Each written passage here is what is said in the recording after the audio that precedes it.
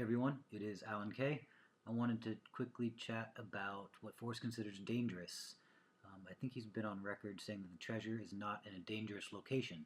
So there's been ongoing discussion on what does that mean? What could dangerous mean? And certain people are ruling out locations because they maybe are too dangerous. But I want to tell those people that they should pump their brakes because dangerous is very relative. And coming from someone like Forrest, I don't even think it exists. So let me pull up a couple examples for you here. This first one is from a Lucky Love video. It's called the Veterans History Project Interview. You can go find it on YouTube. About 23 minutes in, Forrest is talking about flying around VIPs, and I'll just show you the clip. I flew the C model. I was an instructor pilot over there, so I flew some VIPs around. One time it was an Army colonel, a commander or something. Wanted to see the combat zone from the air. And this guy was a big shot, and I got orders to stay out of the combat zone. You know, the enemy had anti-aircraft that I think would go to 14,000 feet. So my boss said, stay above 14,000 feet. And so we're flying around, watching airplanes do different things, and all of a sudden the flak starts bursting above me. And that was the first time in the combat zone that we found that the enemy had a different kind of weapon that would go to like 20,000 feet or something. My figures, I'm sure, are wrong, but that was. So I called Saigon and say, this stuff's bursting above me, and he said, "Well, we'll get out of it. We don't want to lose this colonel." And the colonel really got excited when he saw that in the aircraft. Boy, he wanted no part of that. And I didn't either, really, but I didn't see it as a threat. Okay, I didn't see it as a threat.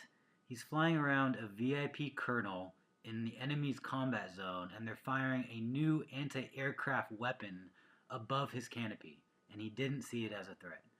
So when Forrest says it's not in a dangerous location, just picture that for a second before you rule out a search area because it's a little too dangerous for you.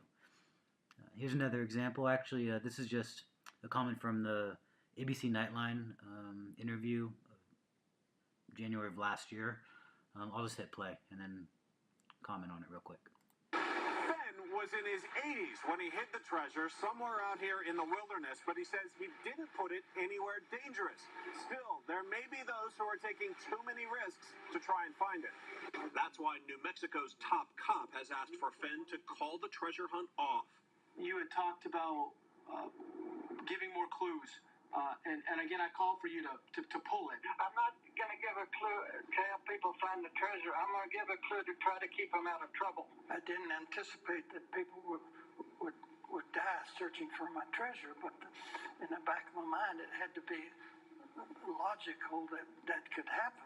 Grizzly bears alone or something to think about. So again, he didn't foresee anyone, dying while looking for his treasure. But it had to be in the back of his head. And then I won't even go into the grizzly bear comment. That's an interesting one too. But again, it was in the back of his head that, a grizzly bear could attack someone where the treasure is. But I think he said it before that a grizzly bear could also attack a hunter, a fisherman, a camper, anyone. So it's not dangerous because you're looking for the treasure. That's not what makes it dangerous. It's just nature. And to Fenn, that's not dangerous. Even though you could die.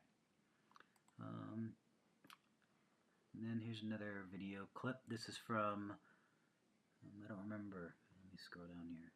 Outside magazine, I guess. Just looking for a date. 2015. Here you go. It's the intro.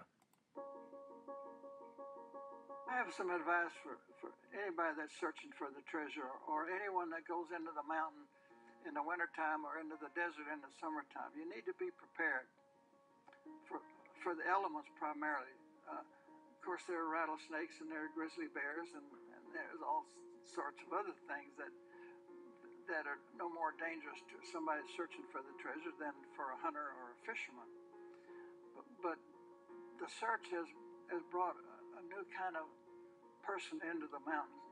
People from Florida, in Louisiana, places where you don't have mountains don't understand that you can get stuck in the mountains and spend the night in your car, and the desert in the summertime is unrelenting. I mean, you have to have water.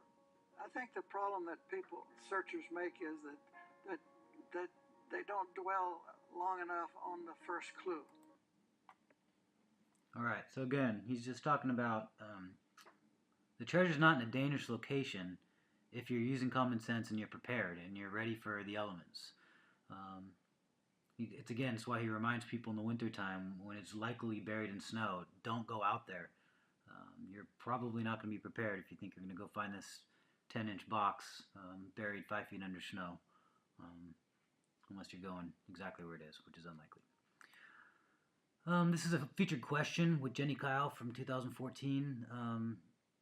I'll just read it. Mr. Fenn, in searching near Yellowstone and witnessing the strength of buffalo, how the hell didn't you, your brother, and Donnie get yourself killed doing things like roping a buffalo?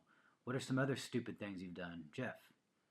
And then Fenn replies, I would hope my life has not been spent looking for a trail of safe passage, Jeff, and things are mostly stupid only if they don't work. We didn't see the buffalo incident as being dangerous from his point of view, but we could have been maimed pretty good in the car wreck. The buffalo has few natural enemies and are not known to attack anything that is not in its close proximity. Maybe the angels look fondly on those who seek playful adventures. The worst part of that episode was walking 7 miles barefooted. Not too far to walk. I have made some rules for myself as a result of doing some pretty stupid things. Number 26 was, if you don't know where to search, any trail will take you there. By nature, I am not the type who wears a belt and suspenders both. Hope that answers your question. F. So again, he's talking about I think it's called Buffalo Cowboys. I don't remember the chapter of that book, but when they rope Cody just outside of West Yellowstone, I believe, and they crash it into a ditch and careen the car, fly over the windshield, loses his shoes, and I think this was at night. I don't remember. That's crazy. I mean, they definitely could have died. That's definitely dangerous. But to him, it was just fun. It was stupid and it was fun. So just another perspective on, from even as a child, from roping buffalo outside of West Yellowstone to flying VIP colonels in enemy combat zones, getting shot at by anti-aircraft weapons. Just, he's lived a different life, and dangerous means something much different to him than to most of us. Just wanted to call out all that. And I just thought this was funny. I just looked this up. It's a safe wildlife distance campaign. Safe distances, I don't know. None of these are close proximity in my mind, but it's just funny. And you got to stay 25 yards away from a squirrel, apparently.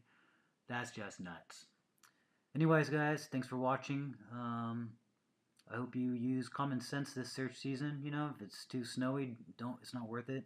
Bring water, bring food, tell someone where you're going. Stay safe out there, and good luck, everyone. Cheers.